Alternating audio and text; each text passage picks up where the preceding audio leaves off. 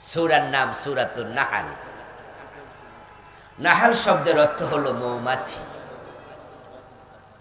আল্লাহ তাআলা কোরআন মাজিদে 114টি সূরার 114টি ভিন্ন ভিন্ন নাম দিয়েছেন। আরবিতে একটি বিখ্যাত প্রবাদ আছে, ফেলুল হাকিমি লা ইয়াখলু আনিল হিকমা। আল্লাহ তাআলা মহাবিজ্ঞানী, উনার প্রতিটি কাজের মাঝে নিশ্চয়ই কোনো না কোনো হিকমত আছেই। তো আল্লাহ তাআলা যেহেতু মৌমাছির নামে একটি সূরা নাজিল করলেন, নিশ্চয়ই এই মৌমাছি নাম রাখার পিছনেও কোনো হিকমত আছেই। আমার বন্ধু, মৌমাছি এমন একটি প্রাণীর নাম, যেই প্রাণীর কাছে আল্লাহ তাআলা মানুষ ব্যতীত ভিন্ন একটি প্রাণী যার কাছে ওহী পাঠাইছে। মানুষদের মাঝে যারা ওহী পায়, ওহী প্রাপ্তরা হয়ে যায় নবী। হযরত মূসা আলাইহিস সালামের মা ব্যতীত নবী মূসার মায়ের কাছে আল্লাহ তাআলা ওহী পাঠাইছে। আওহাইনা ইলা উম্মি মূসা, কোরআনে আল্লাহ বলে আমি মূসার মায়ের কাছে ওহী পাঠাইছি। আনিরদিহি, ও মূসার মা, তুমি মূসাকে দুধ পান করাও। যখন দেখবে তারা শঙ্কা আছে জীবনের, ফিরাউনের লোকেরা বনি ইসরাইলের ছেলে হলে জবেহ করে দিত, তুমি যদি আশঙ্কা করো মূসাকেও জবে করে দেওয়ার সম্ভাবনা আছে, ফালকিহি ফিল ইয়াম, তাহলে মূসাকে এবার তুমি সমুদ্রে নৌকার মাঝে ভাসিয়ে দিও। মূসা আলাইহিস সালামের জীবন হেফাজতের জন্য আল্লাহ তাআলা মূসার মায়ের কাছে ওহী পাঠাইছে। ওহী পাওয়ার কারণে মূসা নবীর মা নবী হয়ে গেছে, ঠিক না? মাশাআল্লাহ, বুঝাচ্ছে, দেখা যায় মহিলা নবী নাই। ওহী পাওয়ার পরও নবী মূসা আলাইহিস সালামের মা নবী হন নাই। এটা একটা ব্যতিক্রম বিষয়। এই সারা যত মানুষ ওহী পেয়েছে, ওহী প্রাপ্ত সব মানুষ আল্লাহর নবী। রাসূলুল্লাহ সাল্লাল্লাহু আলাইহি ওয়াসাল্লাম ওহী পাওয়ার আগে কখনো নিজেকে নবী দাবি করেন নাই। ওহী পাওয়ার পরে রাসূলুল্লাহ উনাকে নবী দাবি করলেন। ইন্নী রাসূলুল্লাহ পরিচয় দিলেন। এর আগে পরিচয় দিতেন ইন্নী আব্দুল্লাহ, আনা মুহাম্মদ ইবনে আব্দুল্লাহ। কিন্তু নবুয়ত পাওয়ার পরে বললেন ইন্নী রাসূলুল্লাহ। ওহী পাওয়ার পরে মানুষ নবী হয়, ওহী বড় দামি জিনিস।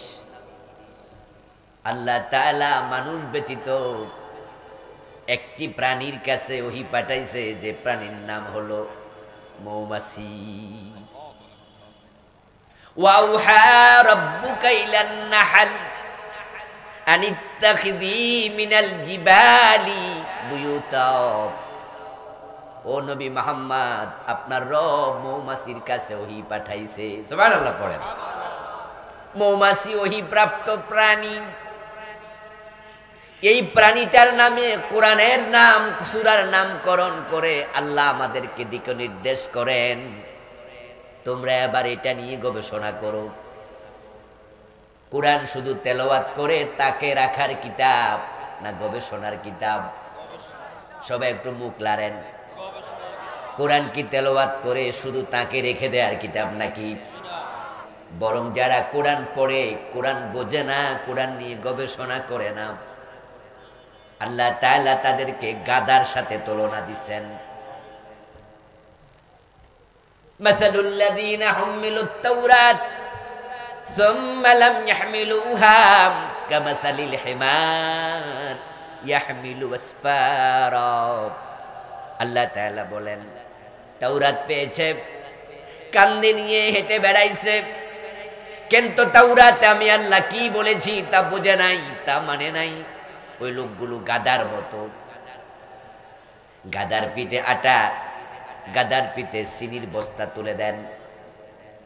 গাদা আটা নিয়ে চিনি নিয়ে ক্যান্টনমেন্ট থেকে চলে যাবে কুমিল্লা শহরে। ওই গাদার পিঠের চিনি খাইতে মিঠা না তিতা, এটা কি গাদা বোঝে?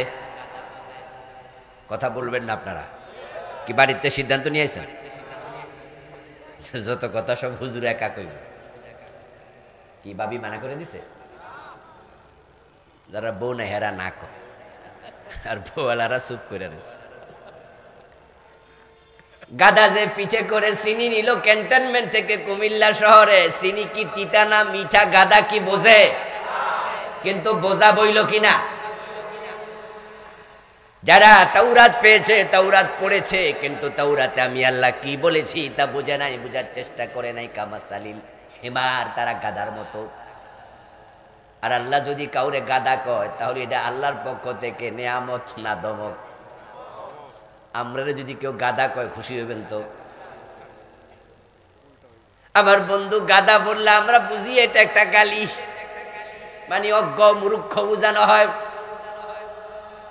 আল্লাহ তাআলা তাওরাতের কথা বলে উম্মতে মুহাম্মাদির কাছে আয়াত নাজিল করে বুঝাইছে, তাওরাত পাইয়া যারা তাওরাত নিয়ে গবেষণা করে নাই, বোঝে নাই, তারা যদি গাদা হয়, কোরআন পাইয়া যারা বুঝলা না, গবেষণা করলা না, তোমরা হাতি। তোমরা কি? তোমরা গাদা। আরবিতে বালাগাতের একটা নিয়ম আছে, আরবিতে একটা চমৎকার পন্থা আছে, প্রবাদ আছে, বালাগাতের একটা কায়দা আছে। আল ইশারাতু আবলাগু মিনাস সারি, আল কিনায়াতু আবলাগু মিনাস সারি। কিছু কথা আছে প্রকাশ্যে বলে, কিছু কথা আছে ইঙ্গিতে বলে।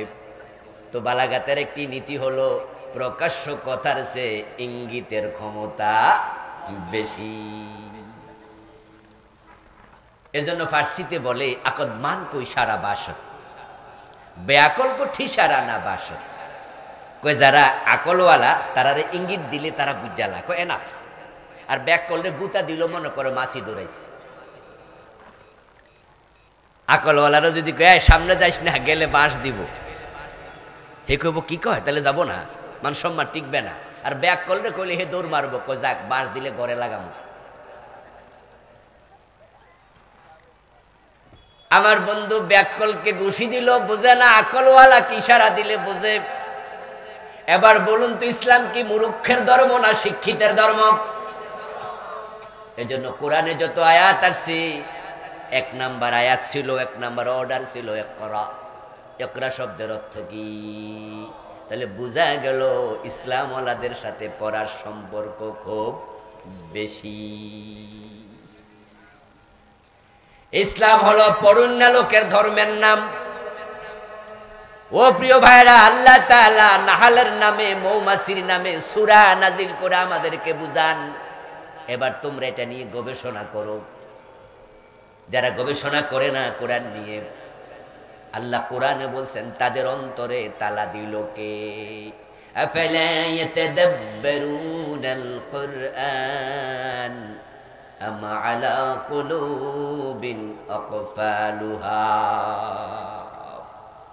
আল্লাহ বলে তারা কোরআন নিয়ে কেন গবেষণা করে না? নাকি তাদের অন্তরে তালা মারা হলো? অন্তরে তালা কে দিল? অন্তরে তালা যে দেয় কোরআন বিমুখ রাখার জন্য, সে হলো ইবলিস, সে হলো শয়তান। এজন্যই তো কোরআন পড়ার আগে আউযুবিল্লাহ পড়ে শয়তান থেকে আশ্রয় চাইতেই হয়। কোরআন পড়ার আগে আউযুবিল্লাহ পড়া সুন্নত না ওয়াজিব? দেখি মাসলা কে কি জানেন কুমিল্লার ভাইয়েরা? আউযুবিল্লাহ পড়া মুস্তাহাব না ওয়াজিব? মাসালা সঠিক। আসলে কুমিল্লা, নোয়াখালী পাবলিকও আলেম। এটা আল্লাহর বড় দয়া, আলহামদুলিল্লাহ। যে আমি তো আলহামদুলিল্লাহ সারা দেশের বিভিন্ন জেলা, সব জেলায় প্রায় গিয়েছি, খুব কম জায়গা আছে যেখানে যাই নাই। আপনার এমন কিছু অঞ্চল বাংলাদেশে পেয়েছি আলেমদের তেলাওয়াত ভুল, আর শিক্ষিত মানুষ যারা না, আলেম যারা না, তাদের অবস্থা কত খারাপ। কিছু কিছু অঞ্চল আছে যে অঞ্চলের সাধারণ মানুষও আলেমদের মতো, সুবহানাল্লাহ। তার মাঝে আমাদের নোয়াখালী, কুমিল্লা। এটা আলেমদের অঞ্চল। এই যে আপনারা বললেন আউযুবিল্লাহ, কোরআন পাঠের আগে পড়া ওয়াজিব। ইয়েস, ওয়াজিব মানে আবশ্যক, এটা ফরজ, আবশ্যক অর্থে ওয়াজিব। আল্লাহ তাআলা বলছেন وَإِذَا قَرَأْتَ الْقُرْآنَ فَاسْتَعِذْ بِاللَّهِ مِنَ الشَّيْطَانِ الرَّجِيمِ। ও নবী মুহাম্মদ, আপনি যখন কোরআন পড়বেন তখন আপনি কোরআন তেলাওয়াতের আগে আল্লাহর কাছে শয়তান থেকে আশ্রয় চাইবেন, মানে আউযু বিল্লাহ পড়বেন। এটা আল্লাহর অর্ডার। সকল কাজের শুরুতে বিসমিল্লাহ, কিন্তু কোরআন তেলাওয়াতের শুরুতে কি আউযু বিল্লাহ।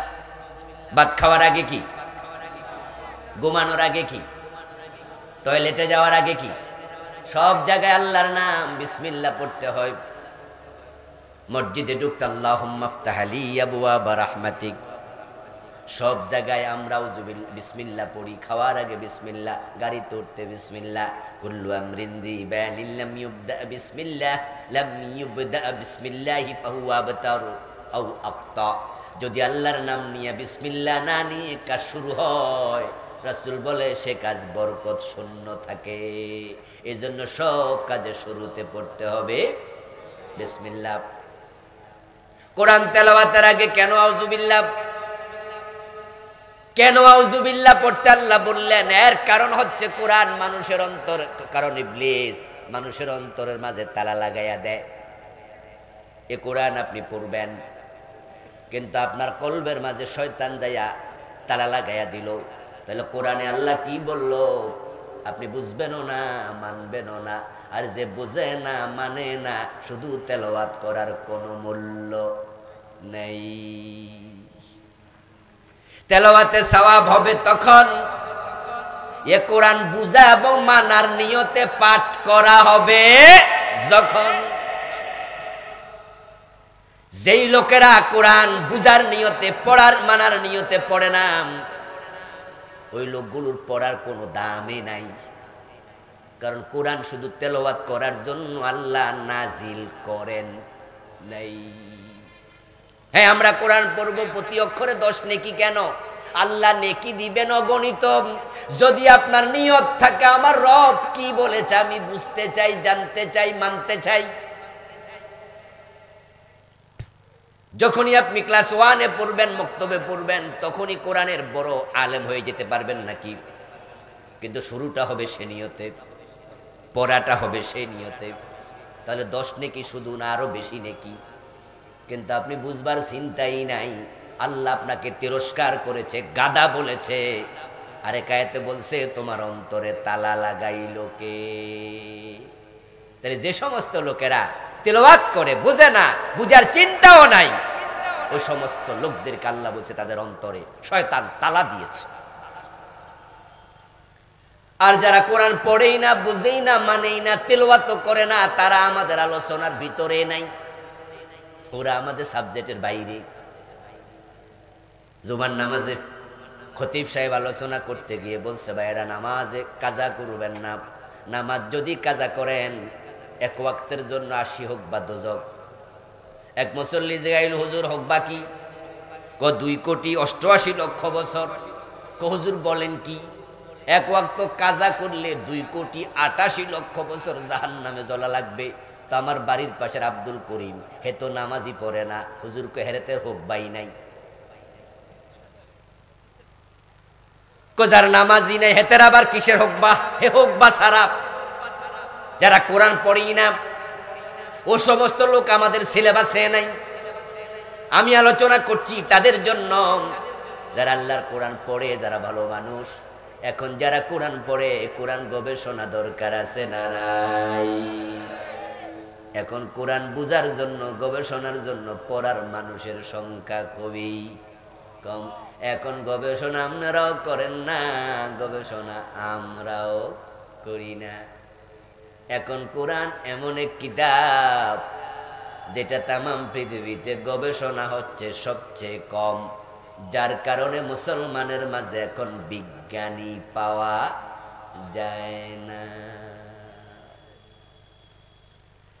আজকের দিনের যত আবিষ্কার আছে, প্রশ্ন করুন তো কম্পিউটার কে আবিষ্কার করেছে? উত্তর হবে অমুসলিম। মহাকাশ গবেষণা কেন্দ্র নাসার বিজ্ঞানীদের মাঝে যারা আছে মুসলমান কয়জন? কয় না, খুব একটা নাই। ঘড়ি আবিষ্কার করেছে অমুসলিম। মোবাইল আবিষ্কার কে করেছে? অমুসলিম। মাইক আবিষ্কার কে করেছে? অমুসলিম। লাইট আবিষ্কার কে করেছে? অমুসলিম। সব যদি তারা নেয়, আমাদের কামটা কি? আজকের যে বিজ্ঞানের উৎকর্ষতা, অথচ সবটা মুসলমানের হাত ধরে শুরু হয়েছে চিকিৎসা বিজ্ঞানের জনক ইবনে সিনা। যে চিকিৎসা বিজ্ঞান তাম পৃথিবীতে আজকে আগাইতে আগাইতে এমন জায়গায় গিয়ে পৌঁছলো, এখন কারো কিডনিতে পাথর হলে, পিত্তথলিতে পাথর হলে অপারেশন করা লাগে না। এমন মেশিন বাইর করছে, পেটের উপর থেকে এটা আলো ছাড়িয়ে দেয়, রঞ্জন রশ্মির মাধ্যমে কিডনির পাথর ক্রাশ হয়ে প্রস্রাবের সাথে বেরিয়ে যায়। অপারেশনের কোনো প্রয়োজনই। ও দোস্ত, মানুষের হার্টের মাঝে রিং পড়ায়, হার্ট ব্লক হয়ে যায়, রক্তনালী ব্লক, চলে না। সেটা ক্লিয়ার করার জন্য এর মাঝে রিং পাঠাতে হবে। হার্টে রিং পাঠানোর জন্য এখান দিয়া ঢুকায়, এখান দিয়া ঢুকায়া তারপরে তার এসে এখানে ব্লক ছুটাইয়া দেয়। বাংলাদেশে অপারেশন করার সময় কোনো নার্ভ বেশি কেটে গেল, অ্যাপোলো স্কয়ার হাসপাতালে ব্লাড বন্ধ করা যায় না। বাংলাদেশের ডাক্তার ফেল। ফ্রান্সে আছে ডাক্তার, ইউকেতে আছে, রানী এলিজাবেথ হাসপাতালের ডাক্তার, ওই সিঙ্গাপুরের বড় হাসপাতালে এখান থেকে নক করে ফ্রান্সের ডাক্তার বলে, জি কোন জায়গায় কাটছো দেখাও। তখন কম্পিউটারের মাধ্যমে দেখায়া দেয় কোন নার্ভটা বেশি কাটাতে ব্লিডিং বন্ধ হচ্ছে না। ফ্রান্স থেকে ইশারা দেয়, এটা এইভাবে বন্ধ করো। ওখান থেকে চিকিৎসা চালাইয়া দেয়। এ যাদের হাত ধরে বিজ্ঞান আজকে এখানে গিয়ে পৌঁছেছে, তার শুরুতে উদ্ভাবক ছিল, জনক ছিল একজন মুসলিম। আজকের পৃথিবীতে 100 তলা 150 তলা বিল্ডিং আছে। এই যে দুবাই বানাইছে 165 তলা উঁচু বুর্জ টাওয়ারটা, টুইন টাওয়ার, আমেরিকার পেন্টাগন, সৌদি আরবের ক্লক টাওয়ার, আজকের পৃথিবীর 150-200 তলা লম্বা বিল্ডিং হয়। আজকে সব বিজ্ঞানী কাফের, নন মুসলিম। অথচ এগুলো সবটা ডিজাইন যারা শিখাইছে, যাদের হাত ধরে তারা শিখছে কেমনে আঁকতে হয়, কেমনে বিজ্ঞানের ভূগোল আপনার জ্যামিতি আঁকতে হয়, সেখানে সবটা আল খারিজিমি, আল বিরুনি, ইবনে রুশদ, আল কিন্দি, যাদের হাত দিয়া এই বড় বড় ডিজাইন হয়েছে, তারা সবাই ছিল মুসলিম। আপনি বিজ্ঞানের যত শাখা আছে প্রায় জায়গায় ছিল মুসলিম। কিন্তু আজকের এই দিনে মুসলমানরা কোরআন গবেষণা ছেড়ে দিল। আমার প্রিয় ভাইরা, বলছিলাম বিজ্ঞান আগাইছে মুসলমানের হাত ধরে, কারণ তারা কোরআন গবেষণা করত। এখন সৌদি আরব বলেন, কাতার বলেন, দুবাই বলেন, বাহরাইন বলেন, ব্রুনাই বলেন, যারা আল্লাহর দেয়া স্বর্ণ রৌপ্য বেচে হাজার হাজার কোটি বিলিয়ন ট্রিলিয়নের মালিক, তারা আল্লাহর দেয়া টাকাগুলো গবেষণার পিছনে খরচ করে না, বরং তারা প্রত্যেকে 4টা বিয়ে করবে প্রতিযোগিতা আছে, এবং কেমনে ক্ষমতায় থাকা যায় পায়ে তেল মাখায় ব্যস্ত আছে। আরব বিশ্ব আমাদের বড় ভাই, তারা আমাদের নেতৃত্ব দেয়, গবেষণার কোনো সেলই ওরা খোলে না। আর আমরা হুজুররা আছি তালাকের ফতোয়া নিয়ে ব্যস্ত। এখন আমিন জোরে বলবে না আস্তে বলবে, তা নিয়ে আমরা ফতুয়াবাজি করতে যাই, প্রয়োজনে মসজিদ আলাদা বানায় ফেলবো, ঝগড়াঝাটি করবো। রমাদান যখন আসে 1 মাস আগ থেকে ফেসবুকে যুদ্ধ শুরু, 8 রাকাত না 20 রাকাত, ঠিক নেই?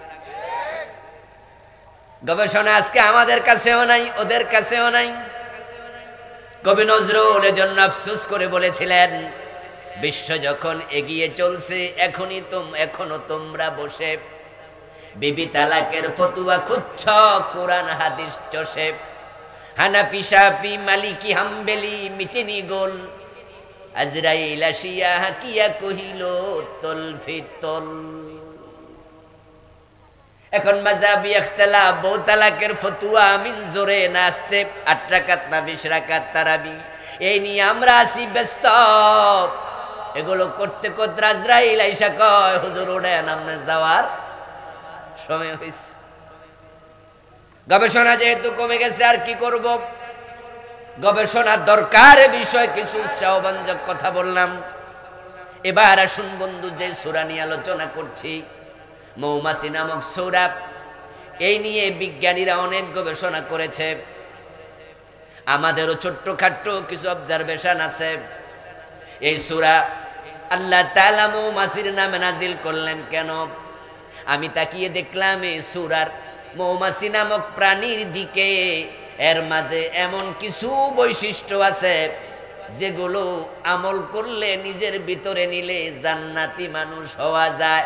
মৌমাছির চরিত্র এত ভালো, সে কখনো ময়লায় বসে না। সব সময় দেখবেন ফুল আছে যেখানে মৌমাছি সেখানে, মিষ্টি দোকানে গাছের ফুলের আগাতে, সরিষা খেতে, ভালো জায়গায় মৌমাছি, টয়লেটে কখনো পাবেন না, নোংরা জায়গায় বসে না, বড় পবিত্র প্রাণী। গবেষকরা দেখেছেন, যদি কোনো মৌমাছি পথ ভুলে ময়লায় বসে, অন্য মৌমাছিরা তাকে আর মৌচাকে ঢুকতে দেয় না, তাকে হত্যা করে। মুসলমান আমরা যদি আজকে এই চরিত্র পেতাম, তাহলে আমরাও সমাজটাকে পবিত্র পেতাম। এখন আমরা দেখি আমাদের ভিতরে মাছির চরিত্র ঢুকেছে। মাছি হলো মুনাফেক প্রাণী, দ্বিমুখী প্রাণী। সে মিষ্টি দোকানেও যায়, আবার টয়লেটেও যায়।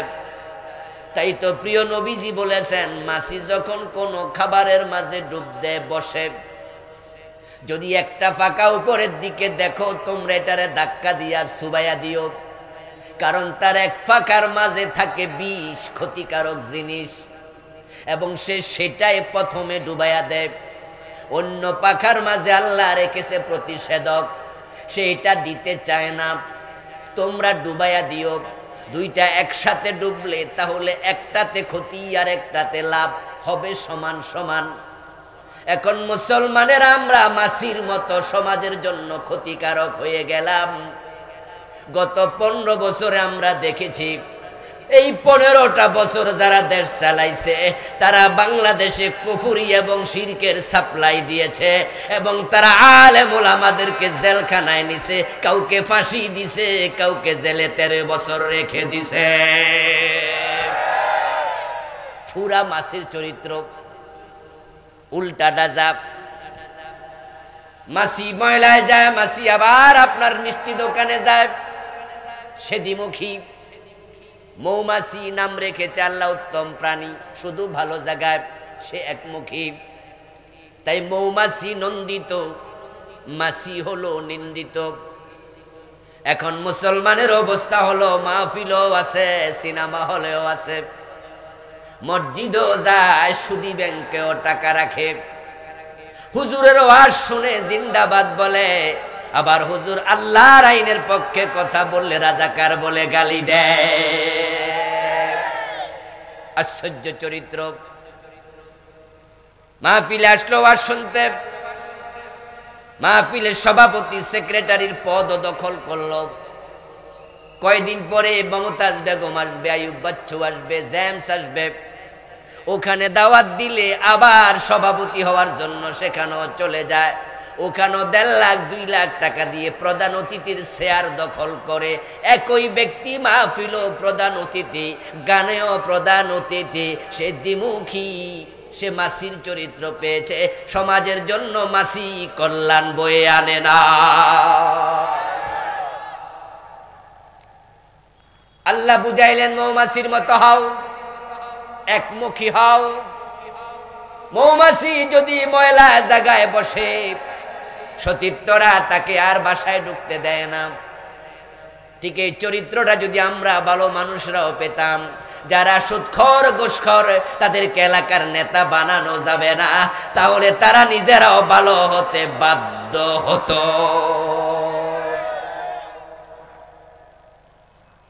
অথচ আমরা ভালো মানুষেরাই তো মৌমাছিকে মানলাম না, মাছিকে মানলাম। দ্বিমুখী চরিত্রওয়ালা নেতাদেরকে মসজিদের সভাপতি বানাই দেয়। মসজিদ আছে একতলা, বানাবে দোতলা। এখন সভাপতি বানাতে হবে এমন লোক, যেই লোকের কোটি কোটি টাকা আছে, হারাম না হালাল বাস বিচার দরকার নাই, চৌধুরীরে সভাপতি বানায়া দাও। ঢাকার গুলশানে বাড়ি আছে, সভাপতি বানায়া লাইন ধরে হাজির হয় মাইক্রোবাস নিয়া, জামনের সভাপতি বানাইছি, দোতলার ছাদটা আপনি দেবেন। বেডার সুদের টাকা, গোশের টাকা দেয়, পাবলিক জিন্দাবাদ বলে মসজিদ বানায়। অথচ শোনো মুসলমান, মসজিদে নামাজ হবে তখন নামাজের সেজদার জায়গা পবিত্র হবে। নামাজের আরকান আহকাম 13 ফরজ, প্রথম 3টে তো পবিত্রতা। 1 নম্বরে শরীর পাক, 2 নম্বরে কাপড় পাক, 3 নম্বরে নামাজের।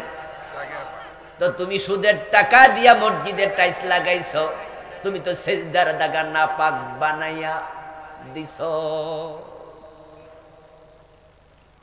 قال رسول الله صلى الله عليه وسلم من اشترى ثوبا ب10 دراهم فيه درهم حرام لم يقبل الله له صلاته ما دام عليه।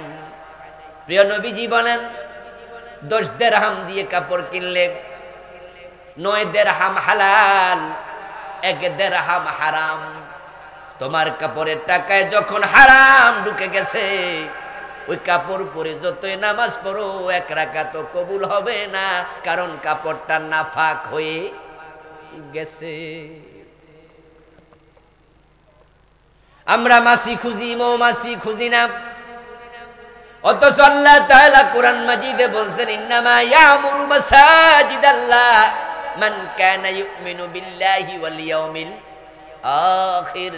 আল্লাহ চরিত্র বলতেছে, মসজিদ তো তারাই আবাদ করবে, মসজিদের সভাপতি, সেক্রেটারি, কমিটি, মসজিদের ভালো মুসল্লি, ভালো ইমাম, খতিব ভালো, ইমাম ভালো, মুয়াজ্জিন হবে তারা, যারা ইমানদার হবে, আখিরাতে বিশ্বাসী হবে, আল্লাহ ছাড়া কাউকে ভয় করবে না।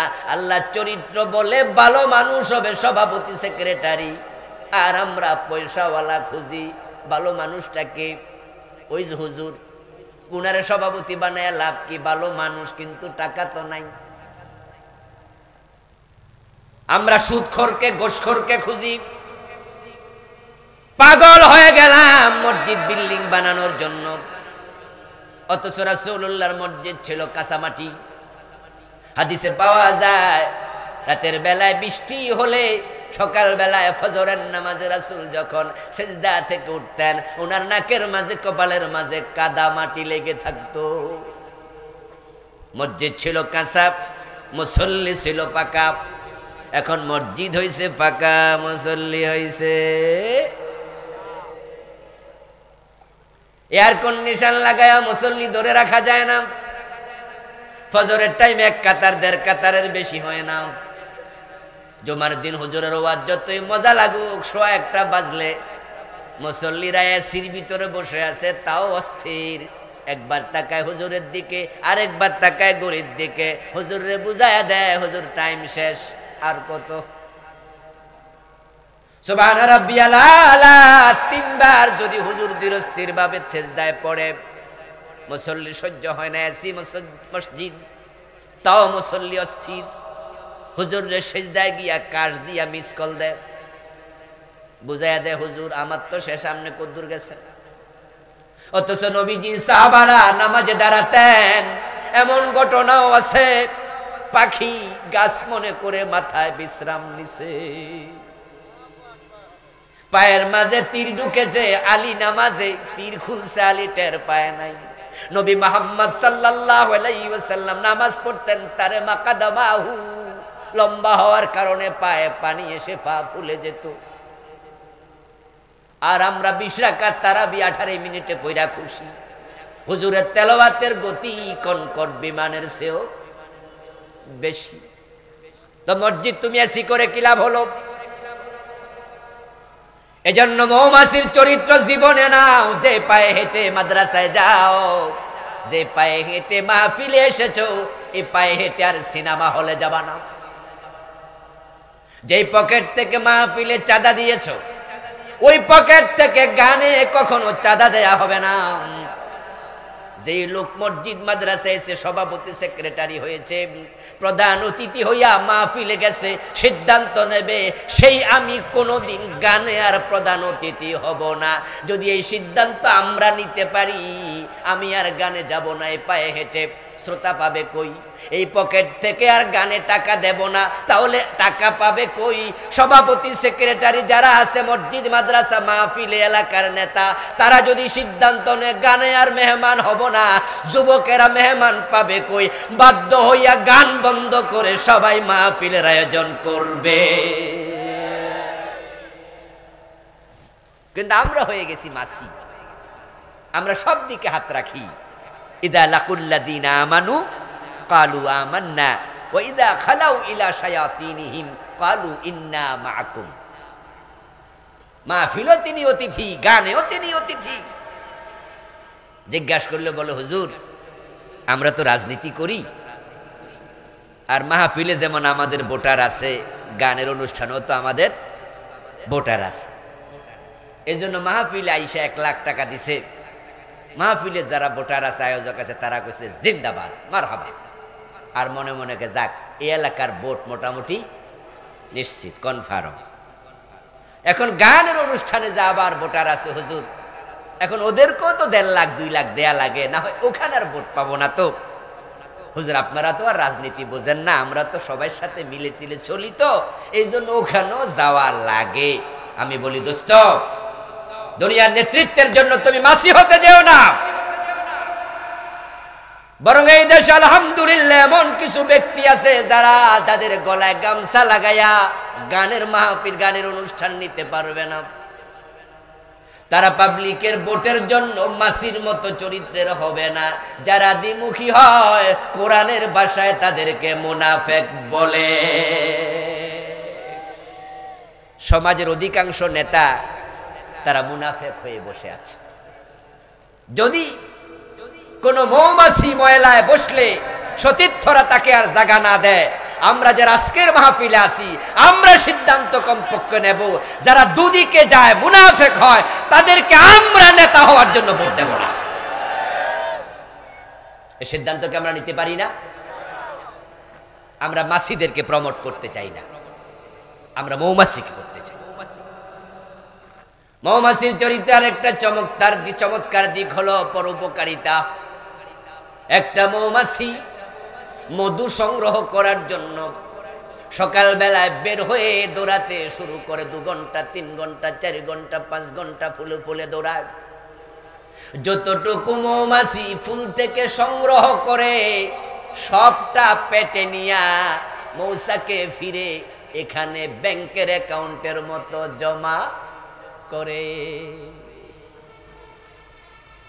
যখন মাস চলে যায়, তখন এই মানুষগুলো কাশি হাতে নিয়া ওই মৌচাক তাদেরকে সরাইয়া কেটে মৌমাছির মধুটা বাড়িতে নিয়ে যায়। মৌমাছিরা নিজের চোখে সেটা দেখে বিরক্ত হইয়া পরের মাস থেকে মধু সংগ্রহ বন্ধ করে দেয় না, বরং মানুষের উপকারের জন্য তারা আবার মধু জমাতে থাকে। তাই মৌমাছি হলো বড় পরোপকারী প্রাণী। এবার বলুন তো, মানুষের জন্য এই চরিত্রটা দরকার আছে কিনা? কুনতুম খায়রা উম্মাতিন উখরিজাত লিন-নাস তা'মুরুনা বিল মা'রুফি ওয়া তানহাউনা আনিল মুনকার। আল্লাহ বলে, ও দুনিয়ার মানুষ, আমি তোমাদেরকে সৃষ্টির মাঝে সেরা বানাইছি। উখরিজাত লিন-নাস, তোমাদেরকে আমি মানুষের কল্যাণের জন্য বানাইছি। মানুষকে আল্লাহ বলে আমি বানাইছি অন্যের জন্য। উখরিজাত লিন-নাস, অন্য মানুষের জন্য তোমারে বানাইছি। আপনাকে লয়ে বিব্রত রহিতে আসেনি কেহ অবনি পরে। সকলের তরে সকলে আমরা, প্রত্যেকে আমরা পরের তরে। রাহমু মান ফিল আরদি ইয়ারহামকুম মান ফিস সামা। রাসূলুল্লাহ বলে জমিনবাসীদের প্রতি দয়া দেখাও, আকাশওয়ালা তোমার প্রতি নিজ থেকেই দয়া দেখাবে। আর রাহিমুন ইয়ারহামুহুমুর রহমান। অন্য হাদিসে রাসূলুল্লাহ বলেন যারা জগৎবাসীর উপর দয়া দেখায় আকাশওয়ালার দয়া তারা সবার আগে পেয়ে যায়। মানুষের প্রতি দয়া দেখানো, মানুষের উপকার করা, নামাজ রোজা হজ যাকাত এই ইবাদতগুলোর চেয়ে কোনো অংশে কম নয়। কিছু কিছু ক্ষেত্রে মানুষের উপকার নামাজ রোজার চেয়েও বেশি সওয়াবের কাজ হয়। প্রিয় নবীজি মেরাজের রাতে জান্নাতে গেলেন। জান্নাত পরিদর্শনে গিয়ে দেখেন এক ব্যক্তি জান্নাতের সব জায়গায় হাঁটে। ফিরদাউসে গিয়ে দেখেন সে, খুলদে গিয়ে দেখেন সে, আদনে গিয়ে দেখেন সে, জান্নাতুল মাওয়াতে গিয়ে দেখেন সে, পুরা জান্নাত তার জন্য বাড়িত। নবী মুহাম্মদ সাল্লাল্লাহু আলাইহি ওয়াসাল্লাম বিস্মিত হলেন, এই লোকটা এমন কি আমল করলো আল্লাহ পুরা জান্নাত তার জন্য খুলে দিল। জিজ্ঞেস করলেন, ভাই জিবরিল, এই লোকটা কোন আমল করে জান্নাতে ঢুকলো? যেখানে যাই সেখানে দেখি। জিবরিল আমিন জবাব দেয়, দাখালাল জান্নাতা ফি শাজারাতিন কাতাহান যাহারিত তারিকি তুজিন্নাস। সহিহ বুখারীর হাদিস। ও প্রিয় নবী, আপনি ভাবছেন অনেক বড় আমলওয়ালা, আসলে তা নয়। বরং তার একটা আমলে আল্লাহ এত খুশি হয়েছে, সে আমলটা হলো মানুষের চলাচলের রাস্তায় একটা গাছ ছিল। রাস্তার মোড়ের মাঝে রাতের বেলায় নতুন পথিক ওই গাছে হোঁচট খাইয়া ব্যথা পেত। এই লোকটা সিদ্ধান্ত নিল, এই গাছটা কেটে আমি মানুষের চলাচলের জন্য রাস্তাটা ক্লিয়ার করে দেই। তাই কষ্ট করে গাছটা কাইটা রাস্তাটা ফ্রি করে দিয়েছে। মানুষের উপকার দেখে আল্লাহ পুরা জান্নাত তার জন্য খুলে দিয়েছে।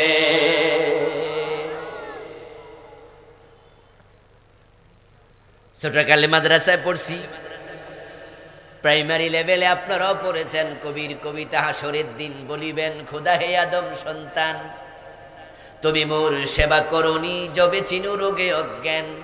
বলিবে মানুষ হে প্রভু করো তার, আমরা কেমনে লইব তোমার পরিচর্যার ভার। বলিবেন খোদা দেখনি মানুষ কেঁদেছে রোগের ঘোরে, তারি শুশ্রূষা করিলে তুমি সেটাই পাইতে মোরে। ভাবছিলাম কবির কল্পনা বিলাস। কামেলে যখন বুখারী খতম করছি ধামতি আলিয়া, তখন দেখি হুজুর হাদিস পড়ায় অনুবাদ করতেছে। এটা কবির কবিতা না, এটা হাদিসে কুদসি, সহিহ বুখারীর হাদিস। আল্লাহ বলবে, বান্দা আমার কাছে জান্নাত চাও, আমি তো খাবার চেয়েছিলাম, সেদিন তো খাবার দেও নাই, কিসের জান্নাত তোমাকে দেব? সরো। ওষুধ কেনার টাকা চেয়েছিলাম, একটু সেবা করতে পারতে করো নাই, আজকে জান্নাত চাও, সরো। আমি অসুস্থ হয়ে কাতরাইছি, রাস্তার পাশে অ্যাক্সিডেন্ট করে তুমি হাসপাতাল নিতে পারতা, নেও নাই, আজকে জান্নাত চাও, সরো।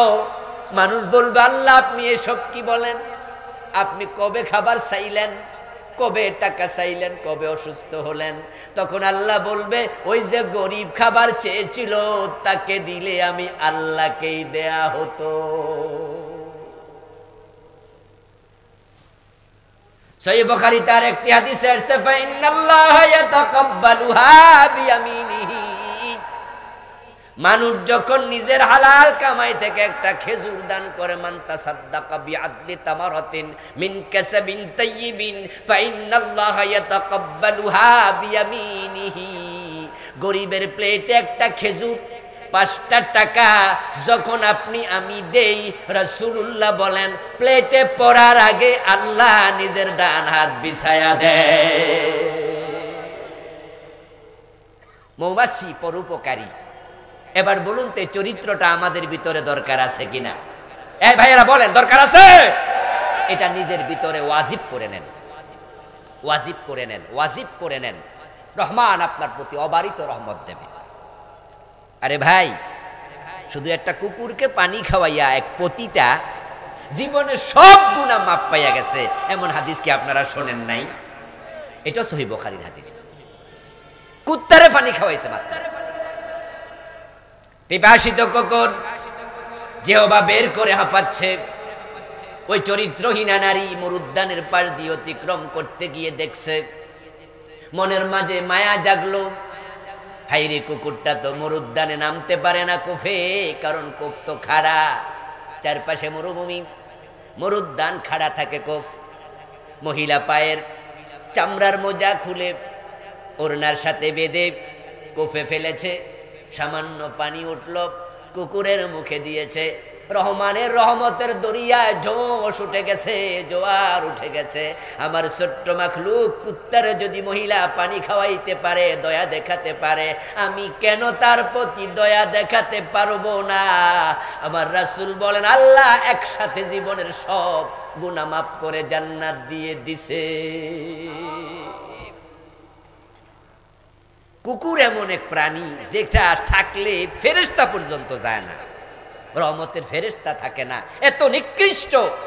ওরে পানি খাওয়াইলে আল্লাহ যদি এত খুশি হয়, আর মানুষ সৃষ্টির সেরা মাখলুক, ওদের উপকার করলে কি আল্লাহ খুশি হবে না?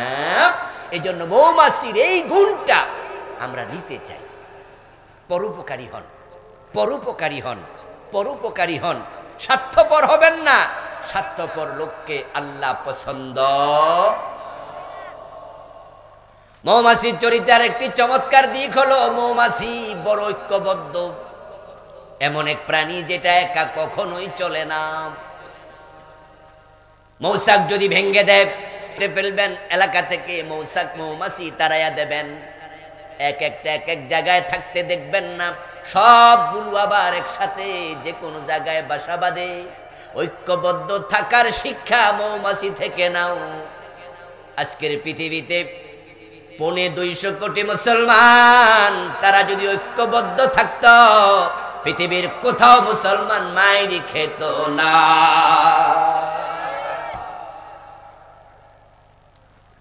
ওয়াতাসিমু বিহাবলিল্লাহি জামিয়ান ওয়ালা তাফাররাকু। আল্লাহ বলে ঐক্যবদ্ধ ভাবে আল্লাহর রশি কোরআনকে আঁকড়াইয়া ধরো, তোমরা বিচ্ছিন্ন হইও না, হইও না, হইও না। অথচ পৃথিবীতে সবচেয়ে বেশি বিচ্ছিন্ন জাতির নাম হলো মুসলমান। আমাদের মতো এত বিচ্ছিন্ন আর কোন জাতি নেই। আপনারা দেখেছেন কয়দিন আগে চিন্ময় নামে একজন হিন্দু নেতা, তাকে সরকার অ্যারেস্ট করলো। ওর মুক্তির জন্য বাংলাদেশের হিন্দুরা একসাথ হইয়া সিটাঙ্গে মারামারি লাগাই দিল। আর আমাদের আল্লামা সাইদি রাহেমাহুল্লাহকে বিনা অপরাধে 13টা বছর জেলে নিল। উনার পক্ষে কি দেশের সব আলেম একমত হইয়া একটা মিছিল করছে? আমার বন্ধু দেখেন আমরা হুজুরদের অবস্থা, মুসলমান সাধারণ লোকেরাও বিভক্ত, আলেম ওলামারাও বিভক্ত। কেউ পাস করলি, কেউ এক করলি, কেউ কে আমি, কেউ লাকে আমি, কেউ দলিন, কেউ জল্লিন, কেউ বুকে, কেউ মাঠে নাবিন নিচে, কেউ আমিন জোরে, কেউ আসতে। এগুলাকে কেন্দ্র করে আমরা এতটা বিভক্ত হয়েছি। এখন পাস করলিওয়ালারে পিটাইলে এক করলিওয়ালা মুস্কি মুস্কি হাসে, কে আমি রে পিটাইলে লাকে আমি হাসে, আহলে হাদিস রে পিটাইলে হানাফি হাসে, হানাফি রে পিটাইলে আহলে হাদিস হাসে। আলেমরা যখন বিচ্ছিন্ন হয়ে গেল, জালেমরা বিচ্ছিন্নতার সুযোগ নিয়ে জুলমের স্টিম রোলার চালাইয়া দিল। এই 15টা বছর বাংলাদেশে আলেমদের মতো মাজলুম আর কেউ ছিল না। তারা সুযোগ নিয়ে সব আলেমকে পিটাইছে, মারছে। রাজনীতি করুক আর না করুক, কাউকে ছাড়ে নাই। হেফাজতের আলেম মার খাইলো, জামাতের আলেম মার খাইলো, তাবলিগের আলেম মার খাইলো, কে খায় নাই? ছোট হুজুর বড় হুজুর সবাই খাইছে। যদি আগস্ট বিপ্লব না হতো তাহলে এই কথাগুলো বলার পরিবেশ মাহফিলে হতো না। মায়ের যে খান চিৎকার দেয়াও অপরাধ, মানে কটা অপরাধ ছিল কইছেন কেন? এই যে সেনাবাহিনীর ক্যান্টনমেন্ট পাশে না, ডিজিএফআই, পুলিশের এনএসআই, ডিএসবি চারদিকে গিজগিজ করতো, আর সভাপত মাহফিলের আয়োজকদেরকে আগে কয়ে লাইতো হুজুরের কইয়েন যেন সব কথা না কয়, বুঝে শুনে যেন কয়। কিন্তু আলহামদুলিল্লাহ আগস্ট বিপ্লবের পরে আল্লাহ আমাদের কেমন পরিবেশ দিয়েছেন, এখন আমাদের পিছনে কেউ লেগে থাকে না। এখন নিশ্চিন্তে নির্দ্বিধায় নিঃসংকোচে আল্লাহর জমিন আল্লাহর কোরআনের কথা বলা যায়। আল্লাহর দেওয়ার সুযোগ কাজে লাগাই আবার ঐক্যবদ্ধ হয়ে যায়। এই দেশের আলেম ওলামারা যদি ঐক্যবদ্ধ হতে পারে, আমি তো দেখতে পাচ্ছি ইনশাআল্লাহ হতে পারে, আলেমরা যদি এক হয়ে যায় আগামী নির্বাচনে কোরআন সংবিধান হয়ে যাবে, সম্ভাবনা দেখা দিয়েছে। 53 বছরে বাংলাদেশের মানুষ এই ধর্ম নিরপেক্ষ সংবিধানকে দেখেছে। এই সংবিধান আমাদেরকে শান্তি দিতে পারে নাই, আমাদের অর্থর নিরাপত্তা দিতে পারে নাই, ইজ্জতের নিরাপত্তা দিতে পারে নাই, বরং আমরা দেখেছি যে আমাদের অর্থনীতিকে তলানিতে নিয়ে গেছে। নেত্রী বলেছে উনার বাড়ির পিয়ন নাকি 400 কোটি টাকার মালিক হয়ে গেছে। আমরা দেখেছি অ্যাসালম গ্রুপ ইসলামী ব্যাংকের 18টি শাখা থেকে 80,000 কোটি টাকা বিদেশে পাচার করে ফেলেছে। এখন ব্যাংকগুলোতে 10 লাখ টাকার চেক দিলে চেক রিফিউজ করে। অনেক ব্যাংক 10 লাখ টাকা একসাথে দিতে পারছে না। এই সংবিধান আমাদের অর্থের নিরাপত্তা দিতে পারেনি। আমরা সিলেটের এমসি কলেজে দেখেছি পত্রিকার পাতায় স্বামীর হাত থেকে তার স্ত্রীকে কেড়ে নিয়ে 8 জন নরপশু একসাথে ধর্ষণ করেছে। আমাদের নোয়াখালীতে মা মেয়েকে ঘরে ঢুকে একসাথে ধর্ষণ করেছে। যেই সংবিধান ইজ্জতের নিরাপত্তা দিতে ব্যর্থ হয়েছে, যেই সংবিধান আমাদের অর্থের নিরাপত্তা দিতে ব্যর্থ হয়েছে, ওই সংবিধানকে পরিবর্তন করতে হবে। দাবি ওঠক, দাবি ওঠক, সব দল দেখা শেষ। আগামীর বাংলাদেশ হোক ইসলামের বাংলাদেশ। এই সংবিধান না পরিবর্তন করে কোরআনকে সংবিধান বানাতেই হবে।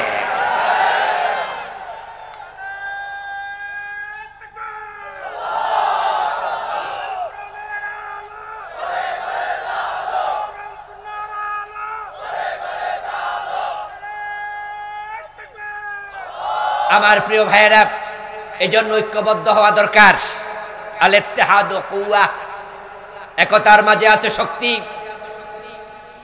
আমাদের মা বোনদের মাথার যে লম্বা লম্বা চুল আছে, যদি আপনি একটা চুল ধরে টান দেন, টান দিতে দেরি, চুলটা ছিঁড়তে দেরি হবে না। কিন্তু যদি 20টা 30টা চুল একসাথ করে তারপরে টান দেন, আপনার আঙ্গুলে দাগ পড়ে যাবে। বেশি টানাটানি করলে আঙ্গুল কেটে যাবে। 30টা চুল একসাথে আপনি ছিঁড়তে পারবেন না। আমরা আলেমদের বিচ্ছিন্নতা নিয়ে জালেমরা 53টা বছর মানব রচিত সংবিধান দিয়ে দেশকে শোষণ করেছে। আমরা এবার যদি এক হয়ে যাই, সাধারণ মানুষ আমাদের পক্ষে আসবে। আলেমরা এক হলে জালেমরা লেজ তুলে পালিয়ে যাবে।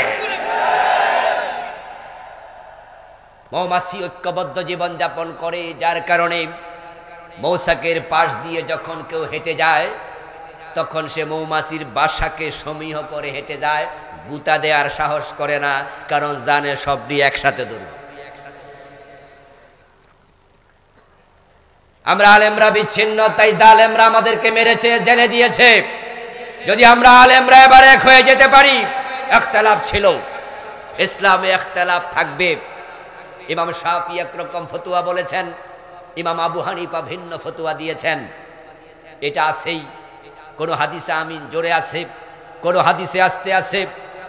ইমামের পিছনে কেরাত পড়ার হাদিস যেমন আছে, ইমামের পিছনে কেরাত পড়া লাগবে না সেই হাদিসও আছে। ইখতিলাফ ছিল, আছে।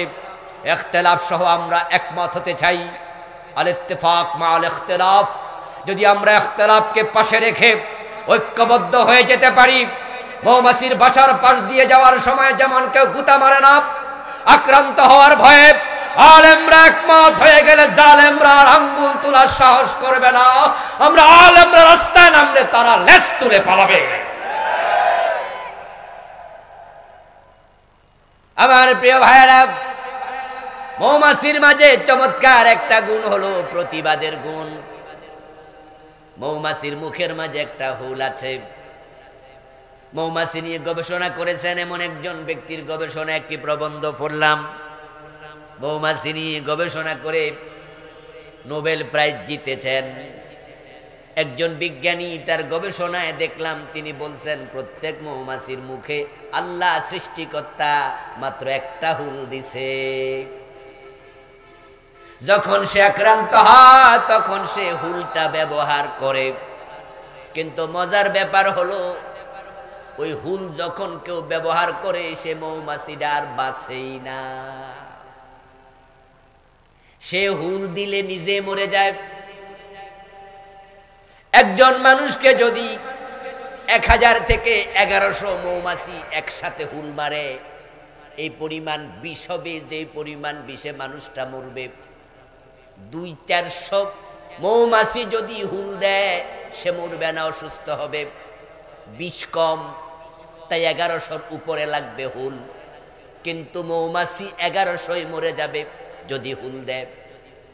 মজার ব্যাপার হলো তারা আক্রান্ত হলে ওই হুল দিয়া নিজে মরতে রাজি হয়, কিন্তু আক্রান্ত হইয়া নিরীহর মতো আত্মহুতি দিতে রাজি হয় না। আমরা মুসলমান, আমরা কাউকে মারতে যাই না, ইসলাম আক্রমণের অনুমতি দেয় নাই। কিন্তু আমাদেরকে দুর্বল যারা ভাববে, আমরা মৌমাছির মতো প্রয়োজনে শহীদ হইয়া আত্মসম্মান রক্ষায় এগিয়ে যেতেই হবে। ইতোমধ্যে আপনারা শুনেছেন ইন্ডিয়া বাংলাদেশের দিকেই চোখ রাঙ্গাইয়া তাকাচ্ছে। তাদের বিভিন্ন চ্যানেল দাঙ্গার উস্কানি দিচ্ছে। চিন্ময়কে অ্যারেস্ট করার পর তারা বাংলাদেশের দিকে আঙ্গুল তুলে ইতিমধ্যে মমতা ব্যানার্জি বলেছে যেন বাংলাদেশে শান্তিরক্ষী মিশন থেকে সেনাবাহিনী নিয়োগ দেয়া হয়। তার কথা সুর ধরে কেন্দ্রীয় সরকারও একই দাবি আন্তর্জাতিক বিশ্বকে জানাচ্ছে। ইন্ডিয়া বাংলাদেশের প্রতি যে দাদাগিরি করছে বিগত 15 বছরে, এটাকে তাদের করদরাজ্যে প্রচার আপনার একবারে পরিণত করেছে। শেখ হাসিনা সরকার ইন্ডিয়ার কথার বাহিরে একটি কাজ করেনি। বাংলাদেশ এমন দেয়া ইন্ডিয়াকে দিয়েছে, সে বলেছে এমন দেয়া দিছি যা কোনোদিন ভুলবে না। দিতে দিতে দিতে দিতে দেশের মাঝখান দিয়া রেলপথ পর্যন্ত দিয়ে দিয়েছিল। যখনই সরকার পালিয়ে গেল, তাদের মাথা গেল বিগড়াইয়া, তখন তারা আমাদের দেশের বিরুদ্ধে বিভিন্ন কথা বলছে, প্রোপাগান্ডা চালাচ্ছে। আমরা ইন্ডিয়াকে স্মরণ করিয়ে দিতে চাই, তোমরা গৌর গোবিন্দের উত্তরসূরি, আমরা শাহজালালের উত্তরসূরি।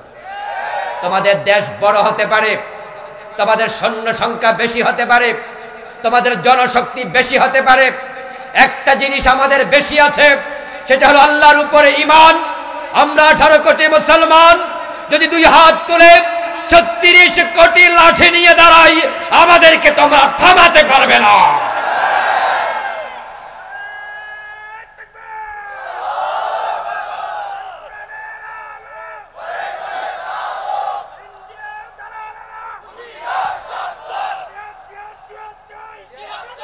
আমার প্রিয় ভাইয়েরা, দেশমাতৃকা রক্ষার জন্য সচেতন হন, সাবধান হন। সাথে সাথে কোন রকমের দাঙ্গায় উস্কানিতে পা দেয়া যাবে না। এই দেশের হিন্দুরা আমাদের ভাই।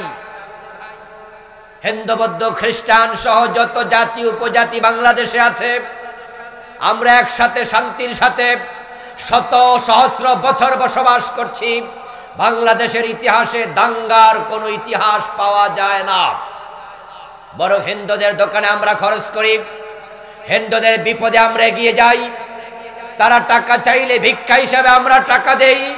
অসুস্থ হিন্দুকে রক্ত দিয়ে সাহায্য করতে আমরা রাজি হব। কিন্তু উস্কানিতে পা দেব না। ইন্ডিয়ার সব রকমের উস্কানির বিরুদ্ধে মুসলিম, হিন্দু, বৌদ্ধ, খ্রিস্টান সবাইকে ঐক্যবদ্ধভাবে মোকাবেলা করা লাগবে। গতকালকে দেখেছেন ডক্টর মোহাম্মদ ইউনূস বাংলাদেশের সকল রাজনৈতিক দলকে আহ্বান করেছে, ঐক্যের আহ্বানে সবাই সাড়া দিয়েছে। আলহামদুলিল্লাহ, মৌমাছির মতোই আমরা ঐক্যবদ্ধ থাকতে চাই।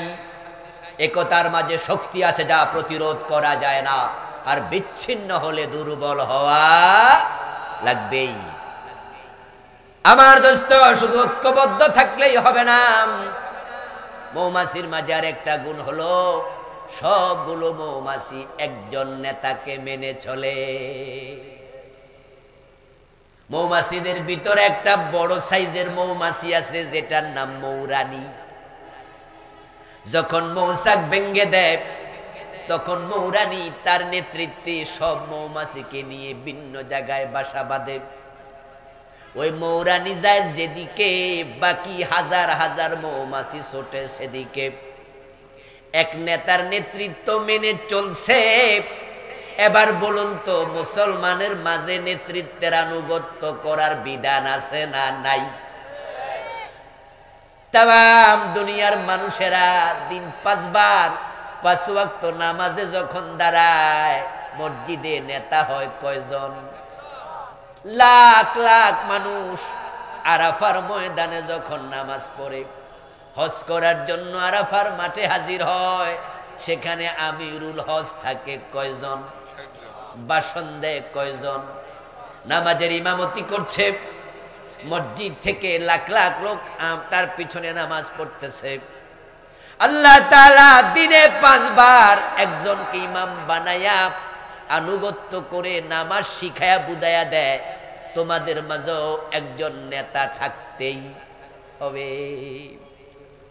কিন্তু পরিতাপ হলো, তামাম দুনিয়ার মুসলমানের আদৌ কি কোনো নেতা আছে? আরে বিচ্ছিন্ন এক জাতি, বিচ্ছিন্ন এক জাতি। কাবার ইমাম বাংলাদেশে আসে, কখন যে বাংলাদেশ সফর করে আবার চলে যায়। আমরা যাওয়ার পরে পত্রিকায় দেখি ছোট্ট করে লেখা উঠছে, কাবার ইমাম বাংলাদেশে 7 দিনের রাষ্ট্রীয় সফরে এসেছিলেন। অতীতকালের শব্দ। অথচ আজ থেকে 4-5 বছর আগে খ্রিস্টানদের ধর্মীয় নেতা পোপ ষোড়শ বেনেডিক্ট বাংলাদেশে এসেছিল। বাংলাদেশে যখন খ্রিস্টানদের ধর্মগুরু ষোড়শ বেনেডিক্ট এসেছিল, তখন তারা এয়ারপোর্ট থেকে ফার্ম গেটে তাদের যে বড় গির্জা আছে, গির্জা পর্যন্ত প্রায় কত 10-12 কিলোমিটার পথ, রাস্তার 2 পাশে খ্রিস্টানরা ফুল হাতে নিয়ে দাঁড়িয়েছিল। উনাকে রাষ্ট্রীয় সংবর্ধনা দিয়ে বাংলাদেশে রিসিভ করেছে। পোপ ষোড়শ বেনেডিক্ট যে অনুষ্ঠানে গেছে, ওই অনুষ্ঠানে দেশের খ্রিস্টানেরা দল মত সহ তাদের মাঝে কয়েকটা উপবিভাগ আছে, বিভাগ আছে, সবাই একসাথ হইয়া উনার প্রোগ্রামে সমবেত হয়েছে। সোহরাওয়ার্দী উদ্যানে উনি খ্রিস্টানদেরকে নিয়ে বিশাল প্রোগ্রাম করেছে। ও ভাইয়েরা, অথচ বাংলাদেশের জনশক্তির খ্রিস্টান 1% নয়। এই দেশে জনশক্তি 100-তে 1% খ্রিস্টান নাই। তারপরও তারা যদি তাদের মেহমানকে রাষ্ট্রীয় সংবর্ধনা দিতে পারে, এইভাবে সম্মানে রিসিভ করতে পারে, যেই দেশে 92% মুসলমান, কাবার ইমাম যখন এসেছে তাকে আরো 100 গুণ বেশি সংবর্ধনার প্রয়োজন ছিল কিনা আমরা জানিও না। কখন আসে কখন যায়। আমরা আছি 250 কোটি মুসলমান। আচ্ছা, আমাদের কি একজন নেতা হতে পারে না? 65টা মুসলিম রাষ্ট্র, এই 65 মুসলিম রাষ্ট্র তারা যদি ওআইসির সম্মেলনে বসে ঘোষণা করত যে প্রতি 5 বছরের জন্য টোটাল মুসলিম বিশ্বে আমরা একজনকে নেতা বানাবো, এবং ওই নেতা যা বলবে মজলিসে শুরা থাকবে, পরামর্শ সভা থাকবে, নেতার কথার আলোকে পরামর্শ সভায় পরামর্শ করে সিদ্ধান্ত নিয়ে 65 মুসলিম রাষ্ট্র আমরা একমত থাকব, এটা ঘোষণা করে তারা যদি ওআইসিতে সম্মেলন করত, আর 65 মুসলিম রাষ্ট্র একসাথ হয়ে বলতো আমার ফিলিস্তিনে কোনো আক্রমণ চলবে না, ফিলিস্তিনে যদি ইসরায়েল আক্রমণ করে তাহলে আমরা ইসরায়েলের কোন বিমান মুসলিম বিশ্বের আকাশ দেবে না যেতে। আপনারা জেনে থাকবেন ফিলিস্তিনের চারপাশে, ইসরায়েলের চারপাশে যে কয়টা দেশ, একটাও কাফের দেশ নাই। বরং ইসরায়েলের চারপাশে, ফিলিস্তিনের চারপাশে যে দেশগুলো আছে সব মুসলিম। ওরা যদি ঘোষণা করে দিত ইসরায়েল যদি ফিলিস্তিনের সাথে বেয়াদবি করে আমরা আমাদের আকাশ ব্যবহার করতে দেব না, তাহলে ইসরায়েলের বিমান উঠবে কেমনে? যদি বলতো যে আমরা আমাদের স্থলভূমি ব্যবহার করতে দেব না, তাহলে ইসরায়েলে অন্য দেশের পণ্য ঢুকবে কেমনে? তারা তেল পাবে কোথায়, চিনি পাবে কোথায়, চাল পাবে কোথায়? আন্তর্জাতিক পৃথিবী বিচ্ছিন্ন হয়ে যাবে। মুসলিম দেশগুলো যদি আমেরিকাকে একটা ধমক দিয়ে বলতো তোমরা জাতিসংঘের মাধ্যমে যদি ইসরায়েলকে না থামাও তাহলে আমরা আলাদা জাতিসংঘ বানাবো, তোমাদের দরকার নাই, আমরা আমাদের তেল কোনো কাফেরকে দেব না। একটা ধমকে তামাম কাফের গুলো থেমে যেত। কারণ পৃথিবীর যত তেল 65% বেশি আরব দেশেই। আজকের পৃথিবীতে তেল হলো সবচেয়ে বড় অস্ত্র, কারণ যে বিদ্যুৎ চলে সেটা তেল দিয়ে তৈরি হয়। বাংলাদেশে আছে পানি বিদ্যুৎ, কিন্তু পৃথিবীর অন্য দেশে যত বিদ্যুৎ সব তেল দিয়ে তৈরি। ট্রেন গাড়ি চলে তেল দিয়ে, আকাশে বিমান চলে তেল দিয়ে। যদি সৌদি আরব, কাতার, ইয়ামান, দুবাই, বাহরাইন, ব্রুনাই আমাদের মুসলিম দেশগুলো বলে দে তেল দেব না, 6 মাসের ব্যবধানে আমেরিকার আকাশে বিমান উঠবে না। আল্লাহ আমাদের হাতে পৃথিবী নিয়ন্ত্রণের ক্ষমতা দিয়ে দিছে। প্রিয় ভাইরা, আপনারা যদি গ্লোবের দিকে তাকান, মানচিত্রের দিকে তাকান, তাহলে দেখবেন যে সৌদি আরব হচ্ছে পৃথিবীর মাঝখানে, কাবা হলো পৃথিবীর নাভি, আমেরিকা আটলান্টিকের ওপারে, এরপরে পৃথিবীর কোনো দেশ নাই। অথচ আমেরিকা সেখান থেকে এসে সরিগুড়া, আর আমরা মাঝখানে থেকে কিচ্ছু করতে পারি না। আমাদের একতা নাই, আমাদের একতা নাই। মুসলিম বিশ্বের ঐক্য দরকার। একটা ধমক দাও, তামাম কাফেররা তারের মতো সোজা হয়ে যাবে, কত মাইর খাওয়া লাগবে না। আমার প্রিয় ভাইয়েরা, মৌমাছির মাঝে একতা আছে, আনুগত্য আছে, পরোপকারিতা আছে, একমুখিতা আছে, এর মাঝে আছে পরিশ্রম করার গুণবলী। সারাদিন শুধু খাটে, মৌমাছি দাঁড়ায় না। লাকাদ খালাকনাল ইনসানা ফি কাবাদ, আল্লাহ মানুষকে বানিয়েছে কাজের জন্য, আর আমরা অলসতা করি। ছোটকালে পড়েছিলাম, মৌমাছিকে কেউ একজন বলেছে, কবি দাঁড়াও না। সে বলছে দাঁড়ানোর সময়, মৌমাছি মৌমাছি কোথা যাও নাচি নাচি, দাঁড়াও না একবার ভাই। জবাব দেয়, ওই ফুল ফুটে বনে, যাই মধু আহরণে, দাঁড়াবার সময় তো নাই। জীবনের সফলতার জন্য পরিশ্রম করা দরকার আছে না নাই? পরিশ্রমে ধন আনে, পুণ্যে আনে সুখ। মৌমাছির মাঝে গুণ আছে, আরো অনেক গুণাবলী আছে। আসুন আমরা গবেষণা করি, মৌমাছির এই ভালো ভালো গুণগুলো নিজের জীবনে আত্মস্থ করি।